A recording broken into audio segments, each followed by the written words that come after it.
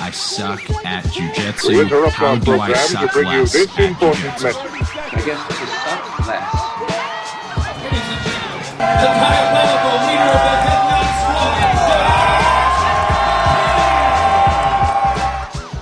Squad. Michael Zenga, how are you doing today? Good, Josh. How are you, buddy?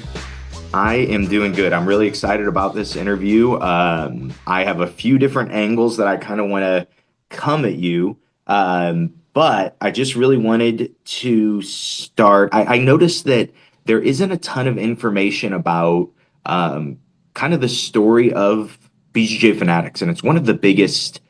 It's one of the biggest things in the jiu-jitsu space, one of the biggest brands in the jiu-jitsu space. And so I really wanted to find out the how and the why that it started. And I've heard a little bit of the story, but could you just give me a little bit of the start of when you and Bernardo and why you and Bernardo decided to start recording videos? So I've been a bit of an entrepreneur most of my life, right? And also kind of I love jiu-jitsu, wasn't the best at it. And I was always looking to get better. I was always trying to take lessons whenever I could.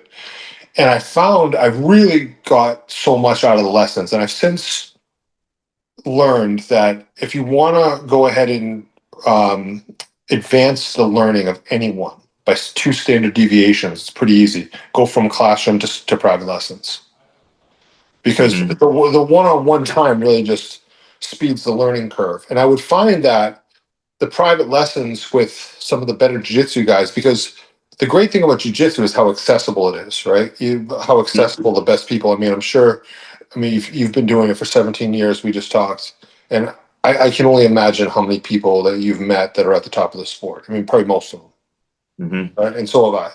So what I found is when they're showing you how they do moves, there's differences. Like a lot of it, the difference between what makes it work and what doesn't make it work is the technique. Like, for instance, if Michael Jordan were to show the two of us how to play basketball, I think it would be cool, but I don't think either of us think we would get something earth-shattering out of it. He's just faster, or at one point in time, he was just better, faster than everybody else at doing it, which is wonderful to watch, but it's not necessarily transferable to us. But I found that the sessions with the best jiu-jitsu people, is kind of the opposite. Like, they have little details in there that, whoa, if I could do that. And so I wasn't the first person to make an instructional video. There were instructional videos out there. So, but I thought it would be a pretty cool project. At the point in time, I was a real estate developer. And at the point of getting doing real estate development, there were a couple of different licenses you needed. You need to either have or hire someone to sell the real estate and be a realtor, and then you also needed someone to pull the permits. You need to be a contractor. So I got both licenses, and I opened up schools for both of those. So I was sort of into the learning model. And then I had a business partner. His name's Mike Reardon, who's we were working with, and I said, what if we put some of the funds from this into developing some jiu-jitsu videos? And he said, I'd do whatever you want. He doesn't do jiu-jitsu. He does basketball. And so I said, okay. And I started to make a few videos on the side. I met up with Bernardo, and Bernardo was, he was dominant in his career at that point. It was actually before he had won double gold at Worlds, but he hadn't, but he was also starting to think about what he was going to do after jiu-jitsu. He was certainly closer to the end than he was to the beginning. And we got to talking, and we met, and we would talk all the time. And we said at one point, why don't we do something together? And we came up with the idea of a daily deal site. And we did BJJ super deals. We would sell gis, we would sell videos. And it was a good way to learn that once we sold videos, you didn't have to notice. You didn't need to be a rocket scientist to say, okay, the numbers here are better than selling the rash guards and gis. It's less competitive. These things are moving pretty well. So we came up with the idea of getting an enormous library, putting everything into one place. And I think because of that, now I think we have over 500,000 people have a BJJ Fanatics account. and they like to watch the videos in there. So if someone's going to start a new Patreon, whatever, people like now they have all this stuff in multiple places. It's kind of just better to have it in their BJJ Fanatics account. So I think now when we partner with people, we bring real value. Mm-hmm. Yeah. And so, man, there's so much to deconstruct from what you said. Let me go first. Let me go all the way back. What year did you start jiu-jitsu?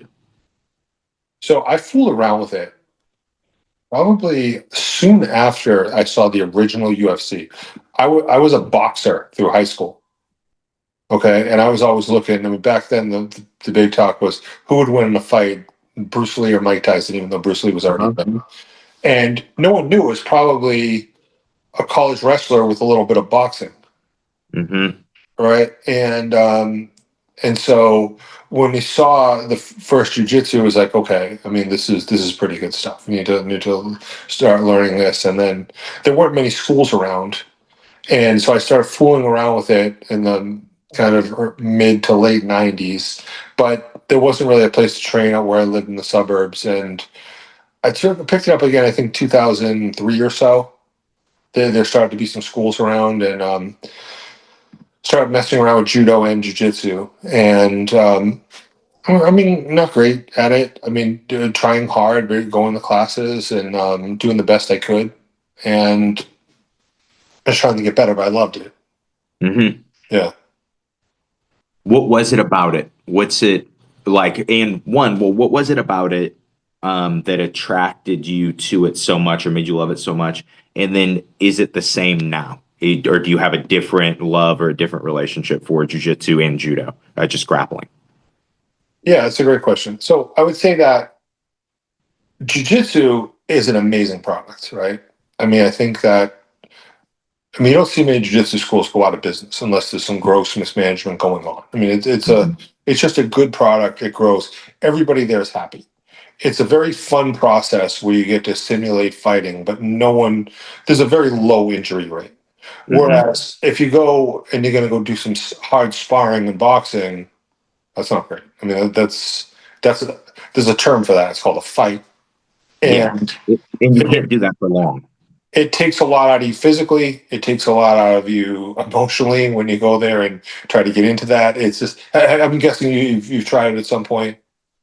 I mean, the first place I ever did jujitsu, it was an MMA school, and so as much as anyone else tried it and was like, I like jujitsu. Yeah, exactly. Yeah, this is just so now. I mean, I have a bunch of dental stuff going on. I have to get 2 implants, and what the dentist just said to me was, "You're a mouth breather." I have a whole office full of mouth breathers. Breathing through your mouth is bad. So he said, "We did a scan of your nose. Like, what the hell happened?" I said, "Well, I used to box through high school." He's like, "Okay." He's like, "You have a lot of a lot of things that broke and healed the wrong way, and between cartilage and bones that broke. I mean, this is going to be an absolute mess to fix." And so it's sort of like a lifelong sentence. It probably shortened my life in reality, right? Mm-hmm. And it's not something you want to grow old with. I mean, sometimes I work with a lot of jiu-jitsu guys and I work with MMA guys. Man, I hate to stereotype, but in general, MMA guys get angrier quicker. Their memories aren't as good.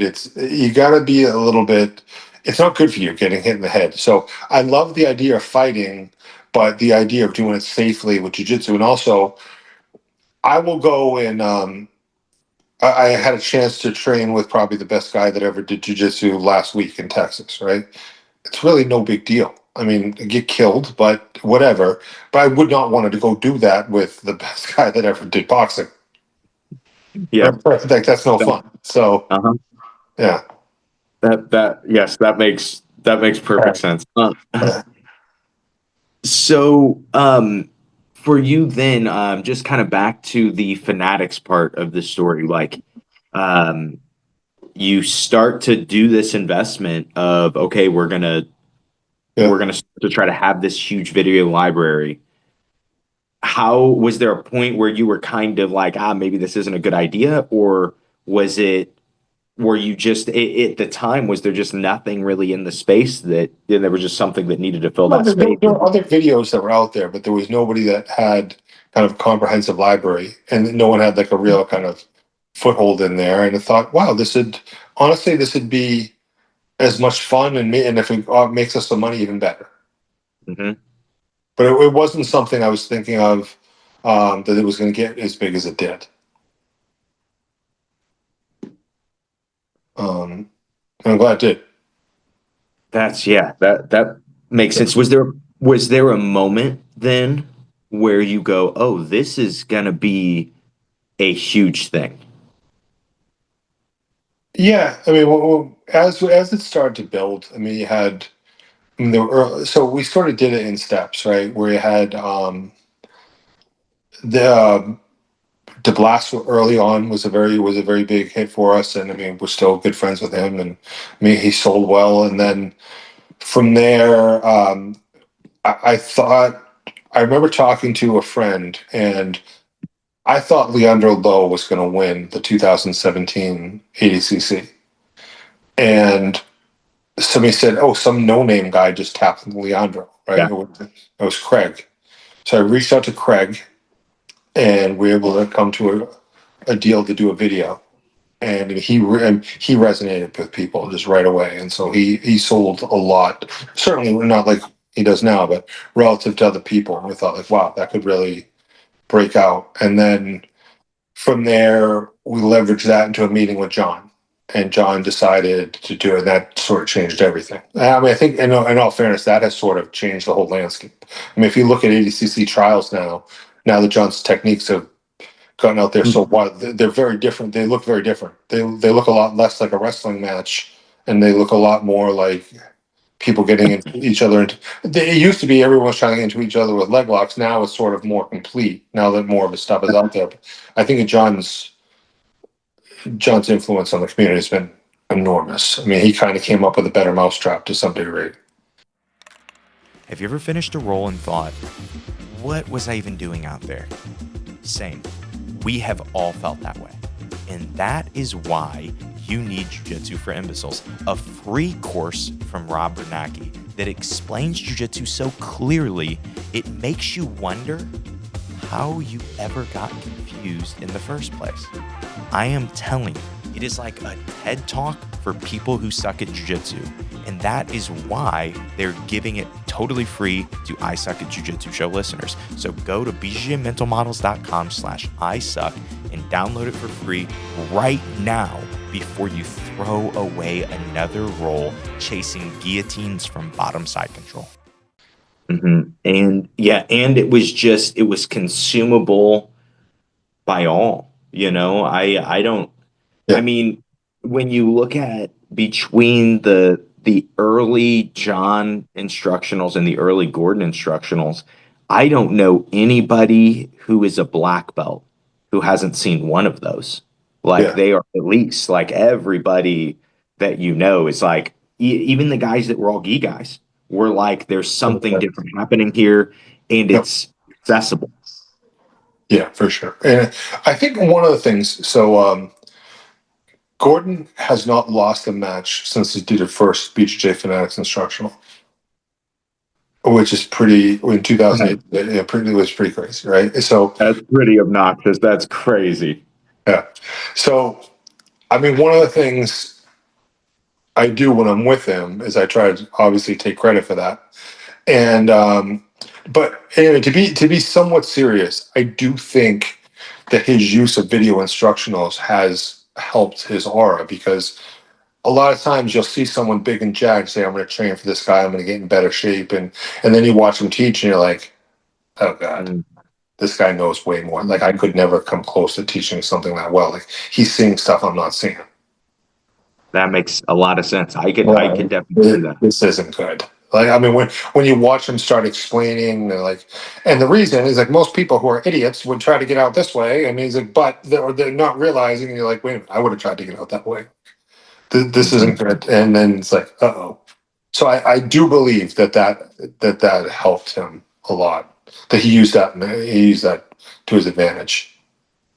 That makes sense. On that note, how do you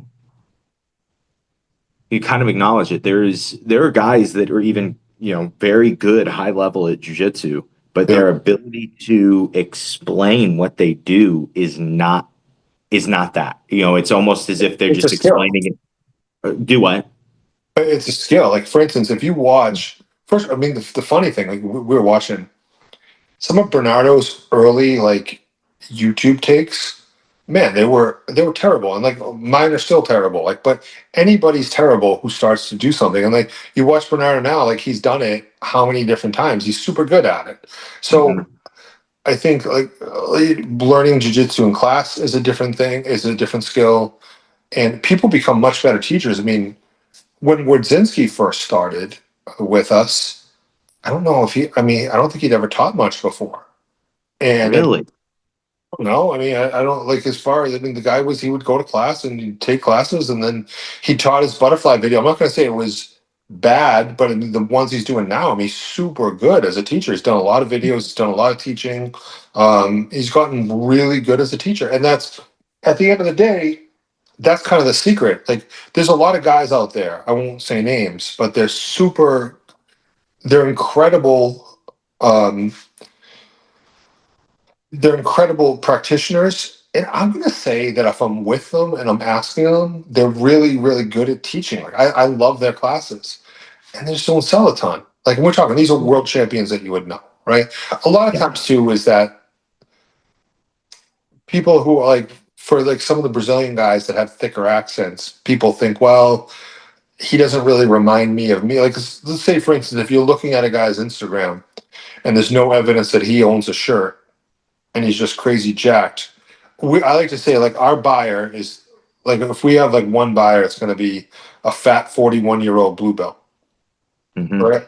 And he's going to look at this guy and say, I'd love to watch this guy compete, but I mean, I can't do these jumping. Like, I can't Yeah. jump over someone and do a Kimura and as I'm trying to pass, I can't approach someone seated and I'm standing, jump over and do a Nukemi into into land in a Kimura on his left arm and use that to take us back. And like, I just can't do that. And these guys can. They're amazing at doing it, but someone probably has physical limitations and they're not going to be able to do that. And there's flexibility limitations and strength and all that kind of stuff. So someone like that, whereas you know who Brian Glick is, Yeah. he has one of the more inspirational stories. Like he, so he started taking classes very early on, and he describes himself at 2 years in, he was like the worst blue belt in the school. 2 years in, I mean, you Hmm. think, and as he sort of went and kept going, I mean, he's one of the best black belts I've ever trained with. And first of all, he's an excellent practitioner. He's even better at articulating how to do it. And I think that's a lot of times what people are looking for with video products. Yeah. Like, does this guy or does this lady remind me of me? That makes sense. Yeah. That makes. Who are some other, I know you've gotten the opportunity to be around some of the best coaches and then actually get to learn from some of the best coaches. Who are some people that like stand out? And then especially give me some people that stand out that don't get the credit that you feel like they deserve when it comes to Oh, teaching and explaining jujitsu. so you put me on the spot here because I have a lot of friends. So people you would have. So let's think with guys that haven't been incredible practitioners. Most of the incredible practitioners are incredible teachers. I mean, Yeah. they are, right? They don't always, they don't all sell the same. And I think a lot of that is, does that person remind me of me? Right. And so, for instance, Henry Akins, man, is super good. Right. I Hmm. love learning from Henry. Really, really, really good. He just jumped into my mind. I really enjoy learning from him. I go through phases where I learn from different people to solve different problems. I think one of the things that we've done is we've just compiled a website of people who are so good at solving problems. Mm. And at the end of the day, isn't that why we really enjoy like jujitsu so much? I've noticed there's a lot more entrepreneurs in jujitsu than there are probably in other sports. It's just, have you noticed that there's just a lot of people that have their own businesses? I mean, a lot not too, but It it makes requires a I lot could of independent thinking. I never made that observation, but in thinking about it just off the top of my head, it seems accurate. It seems like more people that I know Some that do anecdotal jiu-jitsu. evidence that, yeah, I mean, well, the other thing too, it's off hours. So a lot of times, like if you're going to train during the middle of the day, it's kind of hard to do that if you're wearing a suit and working downtown. Mhm. But yeah, I've noticed that there's just a lot of entrepreneurs and just a lot of free thinkers, and people come up with. I mean, there's a lot of hobbyists that come up with really innovative solutions to problems. Mhm. Yeah. So I mean, I think it really stimulates the brain.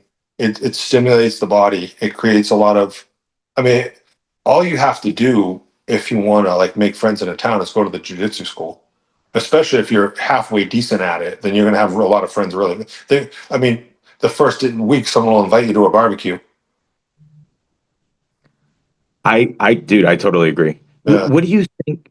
What do you think about? I honestly, probably subconsciously, what coaches don't get enough credit was probably a leading question for a yeah. Henry Aiken shout out, to be honest.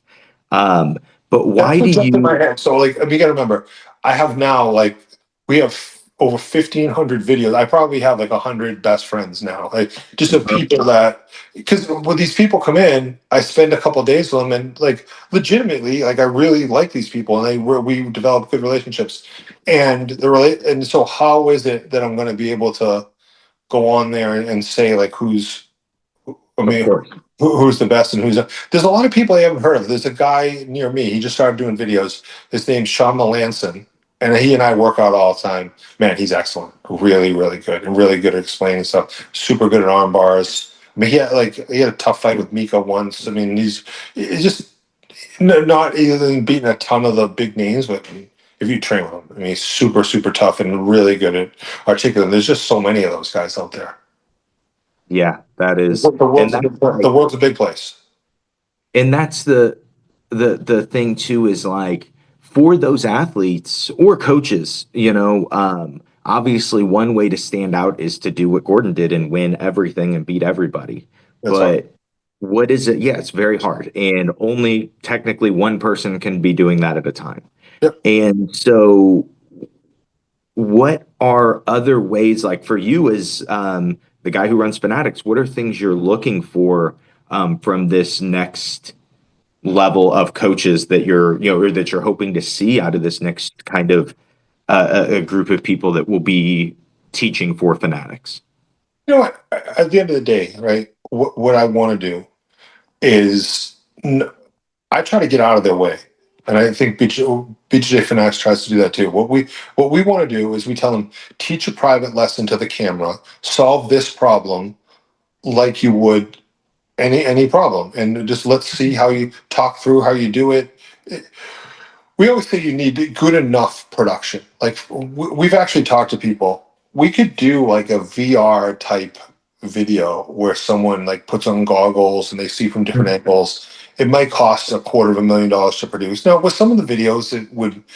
I mean, you could argue that it makes financial sense to do it, but what we figured is that it's just not going to bring any more people to the table. Like what we want is you want good enough to the point where there's good sound, there's no one else doing like you're not in the middle of the class and hearing a ton of background noise. You're in a nice clean environment. You're zooming in, you can see the grips.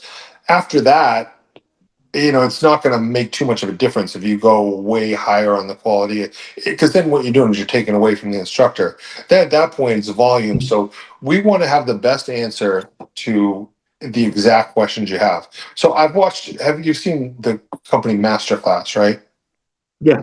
So they do a really good job, right? But Hmm.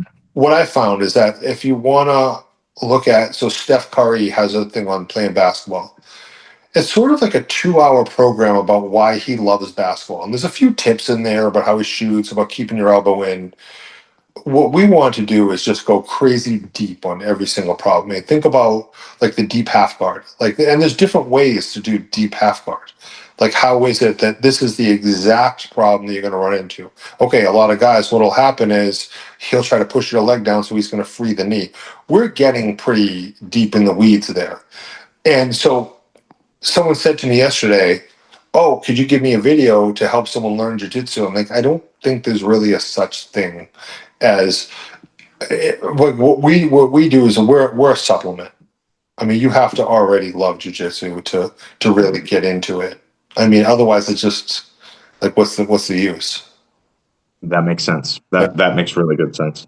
Yeah. Most jiu-jitsu gear feels like it was designed by someone who's never trained. And it smells like it was designed by someone who's never showered. That's why I use Datsusara. My gi, my backpack, my fanny pack, they are all made from hemp. It's ridiculously comfortable, it lasts forever, and it doesn't hold on to the stink of regret from last night's no-gi class. Even better, the gi is weirdly hard to grip. It's kind of like you're grappling while covered in butter. Don't ask me how I know what it feels like to grapple in butter. Instead, go to dsgear.com and use promo code ISUCK for 10% off. And you'll stop wearing gear that feels like a sweaty, stinky duffel bag and start wearing the coolest gear in jiu-jitsu. Check them out at dsgear.com. For you, Yeah. you gotten to, while you're getting to learn from these coaches, you obviously had to have been getting better at jiu-jitsu. For sure. So I mean, I've definitely, I thought, and I'm probably being too hard on myself, but I thought when I got my black belt, man, am I the worst black belt ever? I mean, as far as, and I probably wasn't, but I mean, certainly wasn't in the top half. I mean, I can tell you that for sure. Probably not in the top three quarters. I mean, just when I'd go against seasoned black belts, I'd have trouble.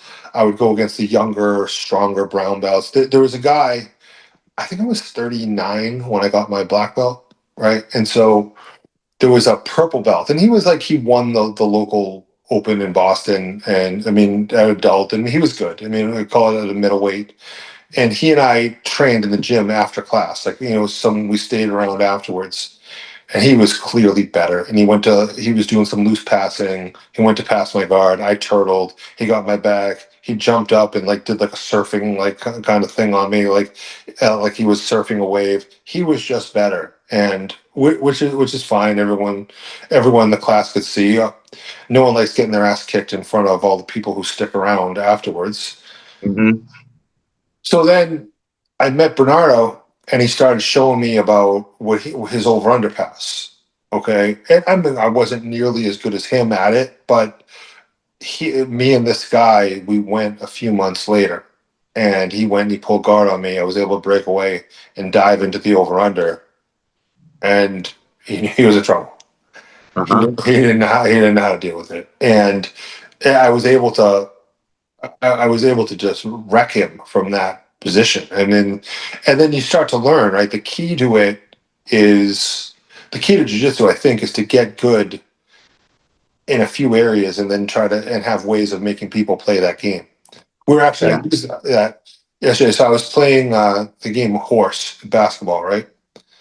I've become not good, but compared to other people, I'm much better at hitting bank shots.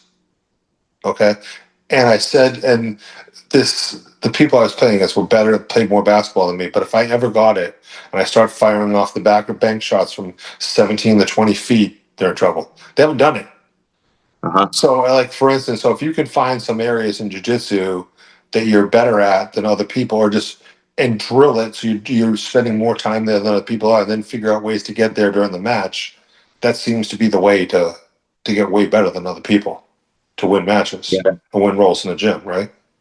Mm-hmm. I completely agree. I think that it's so easy too, though, to get into the mindset of, oh man, I just need more moves. I need more moves. I need more moves. And the problem is there's a point where you're just adding a bunch of moves, but not getting good at them, Yeah, there's only so much. There are people that can be good at a wide variety of moves, but I mean, at the end of the day, I only have mental space for so much. I mean, to the point where if I'm in a normal class, like I'll do the moves, not to be rude, but I'm probably not going to be. When you start getting into complex open guards, especially they involve inversions, probably not what I'm going to be doing. And I'd be better if I could, but I probably at this point I kind of do what I do. Mm-hmm. Yeah. And I think that's not only normal, but if you also think in terms of if you as an athlete get to do a certain number of real reps on a move each time you go to climb. It could be you could go for 100 different moves, or you could be hitting your 3 that you're good at, and you're getting more reps, and theoretically you're getting better at those moves. And then on top of that, so even if you're good at 3 moves, it's not as easy as it sounds. I mean, because now you have to be able to deal with different reactions. Mm-hmm. Yeah. I mean, as far as, I mean, because there's ways to shut down. John says in jiu-jitsu, you're trying to solve the other guy's problems. The problem is he's trying to solve yours. And it's really who can solve the other person's problems the fastest. Mm-hmm. That's And very the true. reality is that, like, all the moves work. Yeah. Yeah. If you do them right, they'll work. Mm-hmm. It's just getting good at them, getting good at setting yourself up for them. I completely agree. Yeah. On the competitive note, why do you still compete? What do you get out of it? Funny. So, do you know, I have a good friend who's one of the best Masters competitors ever. Do you know who Roberto Godoy is? I know I've never met him, but I know the Yeah. name. Yes. Super good guy. And so, I'm going to be at his camp this week, or Master Worlds camp.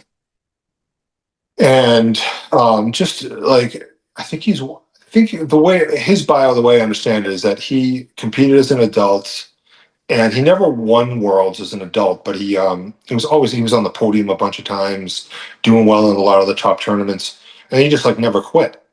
Mm-hmm. So he kept doing it through the Masters. I mean, he has double-digit Master World titles.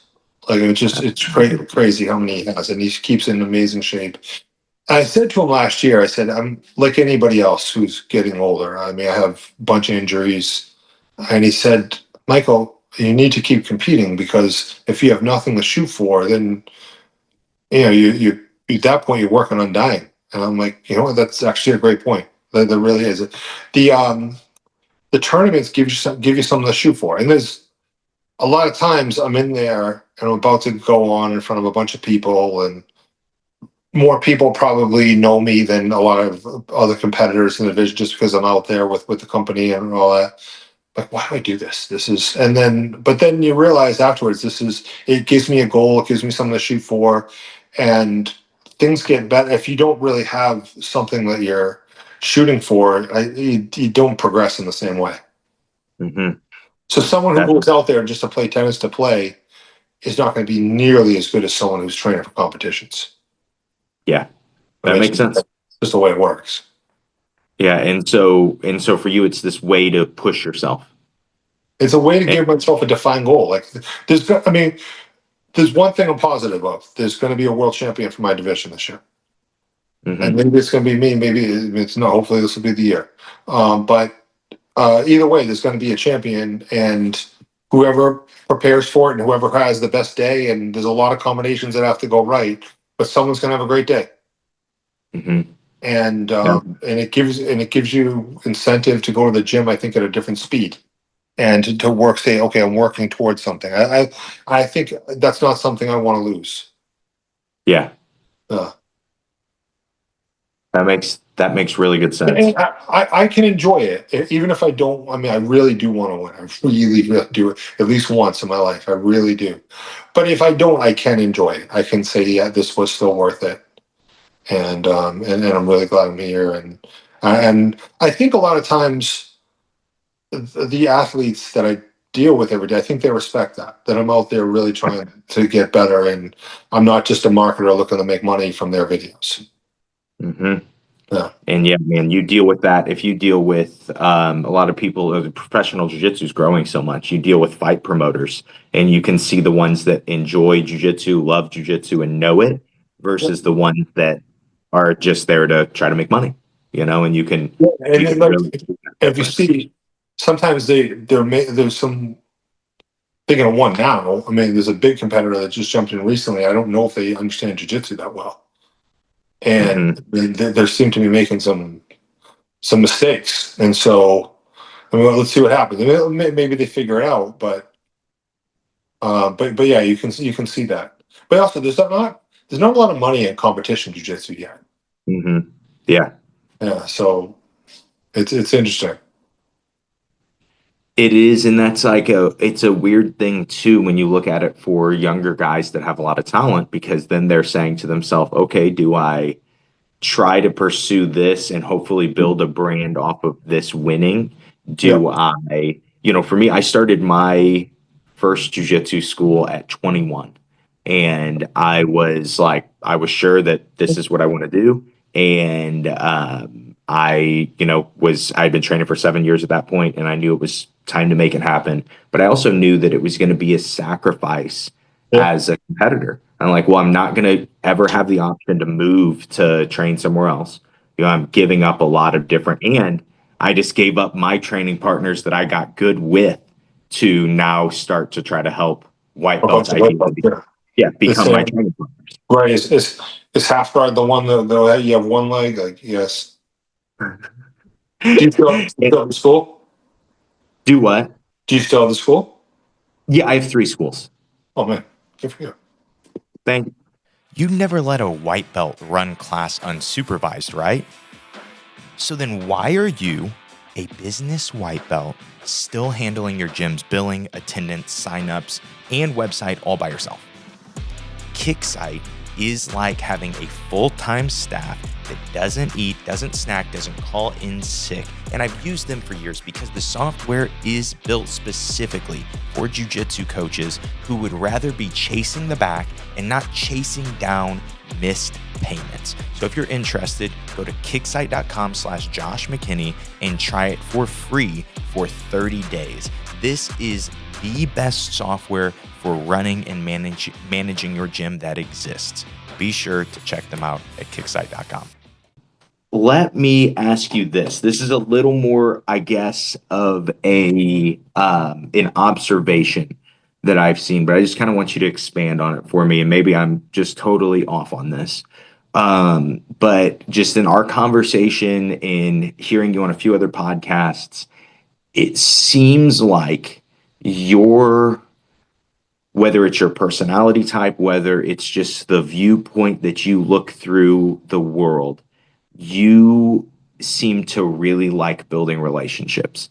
That seems to be your what it just from my observation just seems to be something that you seem to be very good at, natural at. I know so many people that know you that speak very highly of you when you're not around, and I think that is it seems like you're really good at that. Okay. Do you think that, or and then two, Well, what do you think? that's better than the opposite.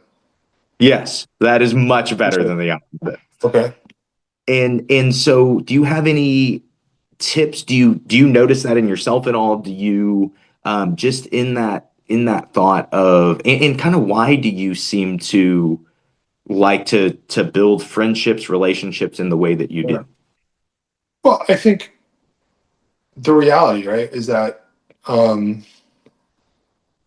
for most of the people I meet in jiu-jitsu, the reality is I'm looking to pick their brain.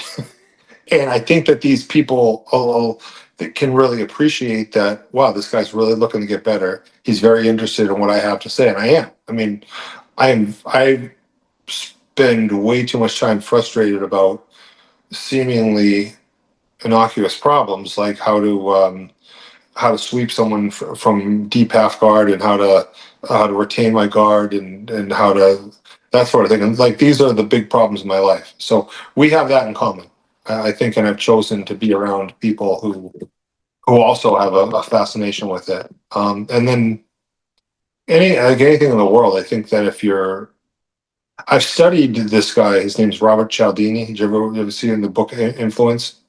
Uh-huh.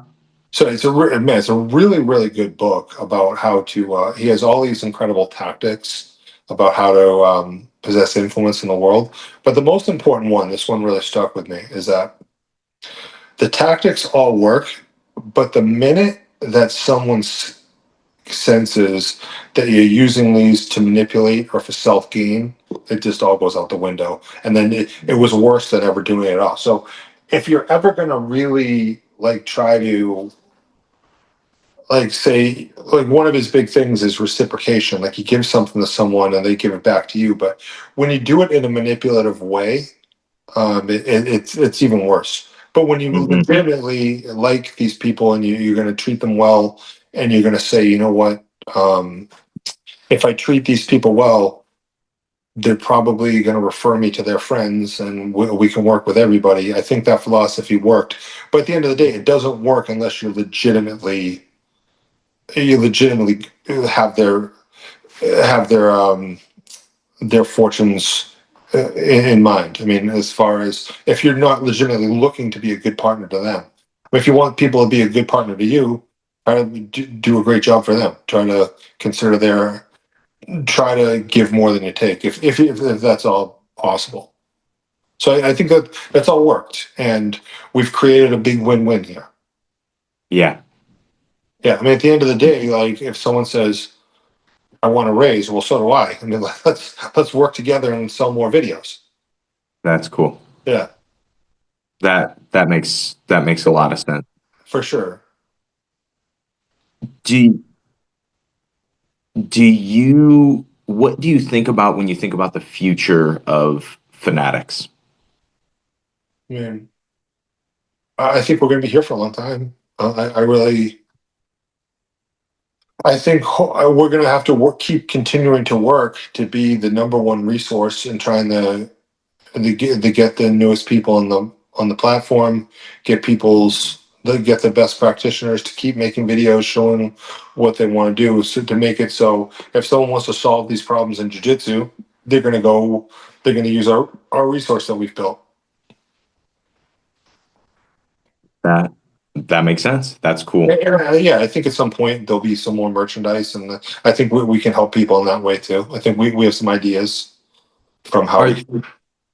so you guys do think about other areas of the jiu-jitsu space? Yeah, we're playing around with some stuff now. We have a site called, so we brought back BJJ Super Deals, Okay.